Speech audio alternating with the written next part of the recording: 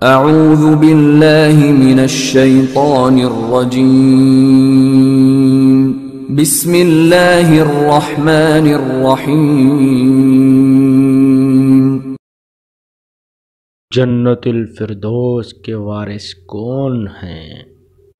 یقیناً ایمان والوں نے فلاح حاصل کر لی، جو نماز خشوع سے پڑھتے ہیں، جو بےہودہ بات منہ سے نہیں نکالتے، جو زکوٰۃ دیتے ہیں، جو اپنی شرمگاہوں کی حفاظت کرتے ہیں سوائے اپنی بیویوں اور شرعی لونڈیوں سے، اور جو امانت اور وعدوں کی حفاظت کرتے ہیں، اپنی نمازوں کی پابندی کرتے ہیں، یہی لوگ جنت الفردوس کے وارث ہیں، جس میں وہ ہمیشہ رہیں گے۔